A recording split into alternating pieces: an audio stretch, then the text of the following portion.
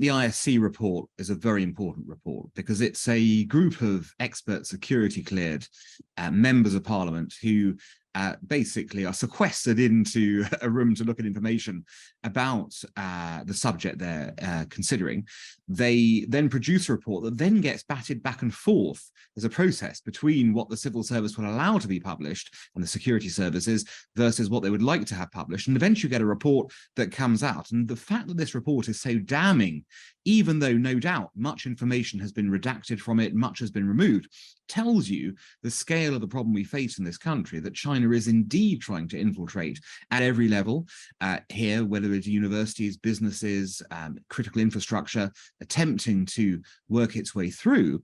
And I think the other worrying part of the report is not simply the scale of this, but seemingly the lack of response of the government to date about this. And clearly, the MPs are concerned at what the UK's response is to this and should be to this. And the government's got a lot of work to do to explain how it's going to secure our economy and our society going forward from what everyone agrees is going to be the major threat of this coming century. So how have we got to this point? Because it strikes me that this was being warned about for years.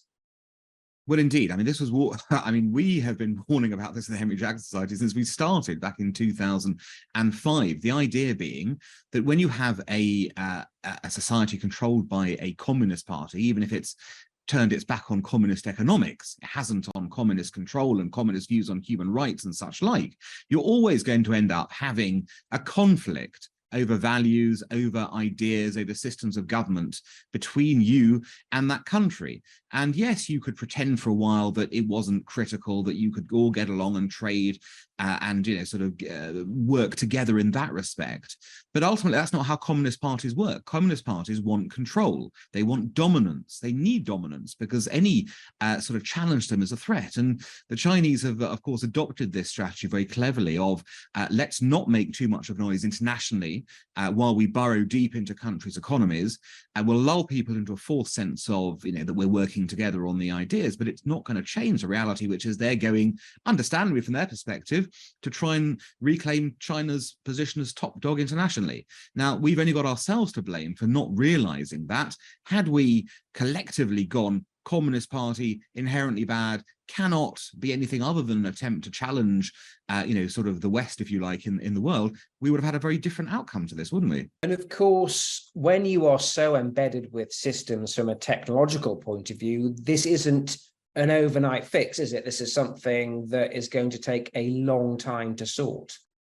Well, unfortunately, because we're so embedded with China in terms of, both general economic matters, but very specific infrastructure ones and technological points of view, the decoupling process is going to take longer than simply waving a magic wand and saying, let's decouple overnight.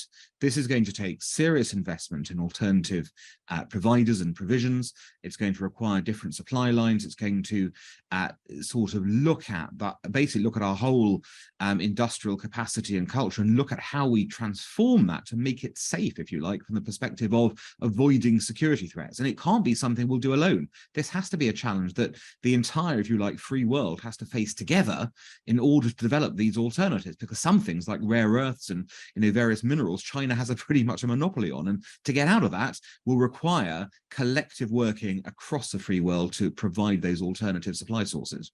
There's a raw material threat, there's a general economic threat, there's a technological threat, there's a cyber threat, but perhaps arguably right now, all eyes are looking at China and its response to what the world is doing with Russia and Ukraine. How concerned are you about China militarily? Well, China as a military force is obviously a formidable player.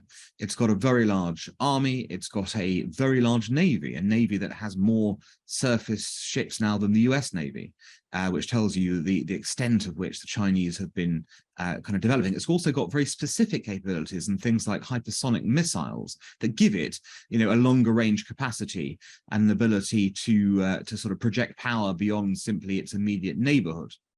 At the same time, I don't want to over-egg the pudding here. Clearly, it's a formidable force, but there are things that the Ukraine war have taught everyone that remind you that even having on paper a formidable force doesn't mean it can be used effectively. China's had no battle experience since the Vietnam War of 1979. So, it's got no testing capability. We have no concept of how China would work in a joint up capacity, i.e. working between different wings of its military, trying to create a sort of a combined approach. We know there have been serious corruption issues in the Chinese army, which clearly the same problems that you've had with the Russian army that explain partly that poor performance in Ukraine. And again, their command and control structure, sort of is still in the communist era, if you like, in terms of how this operates. So it's clearly a threat. It's clearly also got significant disadvantages. You wouldn't want to go to war with it, given its sort of capabilities. But at the same time, were war to be forced upon you, it's by no means certain that China would emerge victorious. Indeed, a number of war games in recent years have suggested China would not be victorious, but it's clearly a challenge, and that much is obvious by its size alone. What does China want militarily? What's its aims over the next 18 months? The Chinese military posture has always traditionally been, first steps, let us protect our own homeland within, if you like, what's called the first island chain. This is the chain of islands closest to the Chinese maritime border. And as a result, it will continue to operate, if you like, in a capacity where it will try and have dominance in that area. But that's the immediate point. Beyond that, of course, there's a question of Taiwan and a sort of a military focus there. Let's not forget that Xi Jinping demanded of his military that they would be ready, or should be ready, by 2027 to take Taiwan militarily. So clearly that's a military objective that's coming there. And of course, beyond that, what they're clearly looking to do is contest the sort of China Sea space and the Pacific Ocean space with the Americans, and looking to force the Americans back, ideally, to the second island chain, the further one in the middle of the Pacific, if you like. That's their longer term goal as to how they wish to operate. So what they'll be doing is building up their forces continually. They're investing in new capacities, new capabilities. You may well see the lessons of the Ukraine war being taught now in China. Let's look at our command and control. Let's look at our joint capabilities. Let's look at how we might manage an operation. And so there'll be a lot of, I think, focus on that side. And the final aspect, of course, is informational warfare, which ties into what China's been doing a lot of, if you like, over the last 2 decades, trying to spread its own narrative and trying to also damage the narrative of others internationally. If you remember the wolf warrior phase, for example, when the Chinese were out there trashing everyone else, basically, it didn't work so well, but it was an example of what they were trying to do. So they are definitely looking to win an information war. They know the Russians have lost the information war in Ukraine, and were they to go anywhere in the immediate neighborhood of their neighborhood, they would very much want to win the information war and make sure that they were not seen as the bad guys, as it were. Well, the Chinese have a difference to Russians in the sense that they are a rising power rather than a failing power, and that was obvious even before the Ukraine war. There is, of course, a school of thought in China that says, just wait it out. We will become the dominant power. Set against that, of course, is the fact that the economy is faltering now, that there are demographic challenges in China. They might not ever achieve that potential. So there's going to be a bit of a conflict internally as to how quickly they can move in this sort of international focus. And while it is true that China's overall objectives may not be clear, as in the path they were taking, two things are very clear. The first thing is Taiwan they absolutely regard as being their island, not a separate independent democratic state, and they intend to take it back, ideally not by force, but trying to work out a way that will happen. That's a clear objective of theirs militarily and, whatever else, diplomatically, whatever you want to phrase it as. And the second aim is that they clearly do wish to challenge the dominance of the US internationally, and ideally to supersede it. That much is also evident from Chinese doctrine and from endless sort of rhetoric that you hear from Beijing at any given moment. So those things are there. Sometimes they dial it down. Recently, for example, in the sort of quasi-rapprochement we've seen between the Chinese and the Americans, the Chinese have said, no, we don't intend to challenge you, but everyone knows they do. So in reality, it's just a question of how far and how fast they push their agenda. And of course, crucially, how America is willing or able to actually push back as well. How will the Americans respond to this threat? For a number of years now, we've seen the notion of a pivot to Asia, the idea that the Americans fully recognize that the Chinese are their military and strategic competitors, and clearly they have a far more advanced knowledge and understanding of the problem than we do here, judging by the lateness, if you like, of our ISC report just just this week. So they understand the threat. That's clear. Whether they're doing enough to counter it, though, is another matter. Clearly, they are spending way more still on defense than the Chinese, so that's obviously a positive in this respect. But if you look at where the money is spent, a lot of it is on things like veterans provision and on sort of different kinds of warfare that wouldn't be relevant to an Asia-Pacific battle.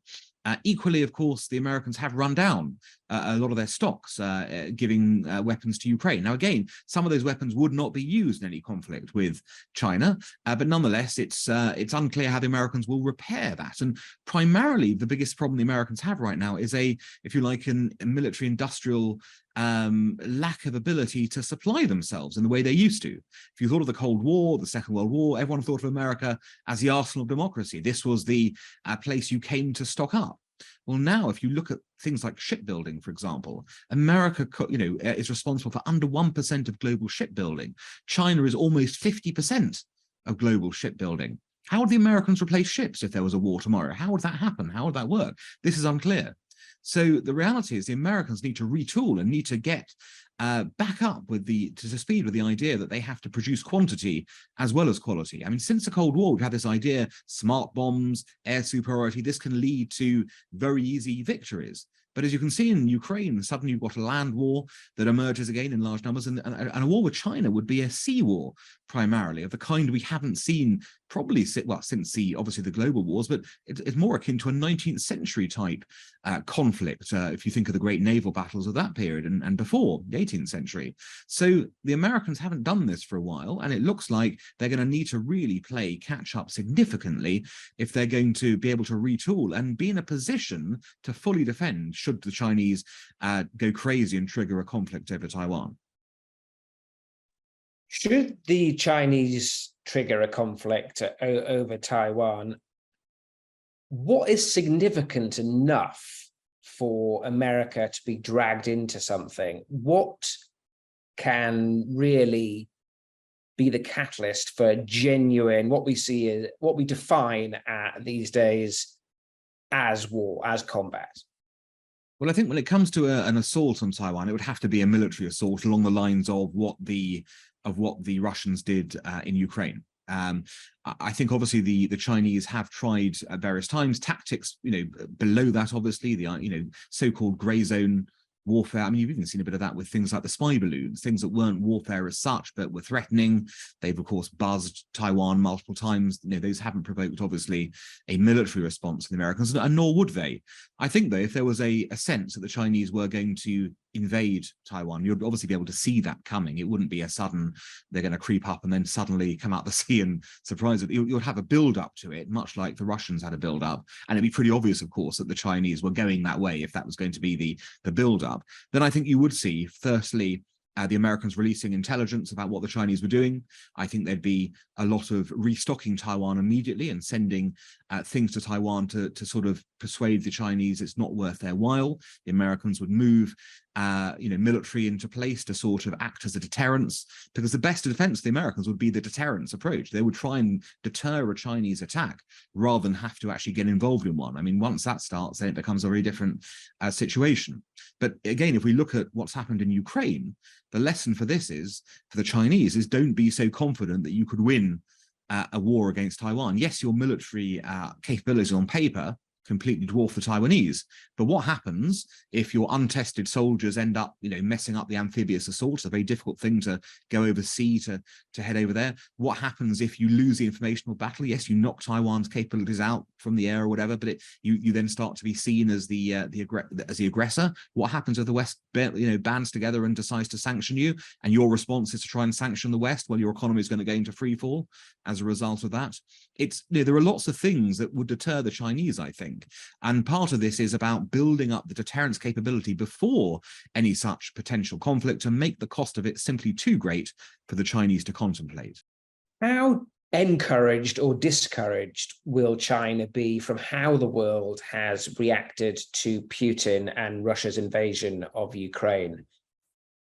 Well, I think the global response has been very interesting to the Russian invasion of Ukraine.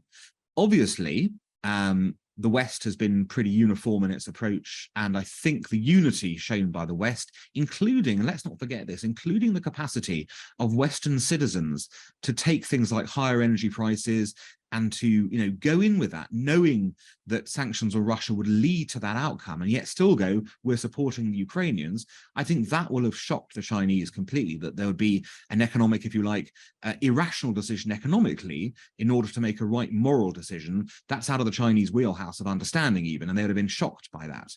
Of course, they'll have been heartened by the fact that not everyone's joined in the sanctions. The fact that the Indians, for example, one of the largest countries in the world, one of the most sort of, powerful countries, has not participated, and others in Asia have not participated, will, of course, give the Chinese some hope that were there to be an action, they would also not face a united front.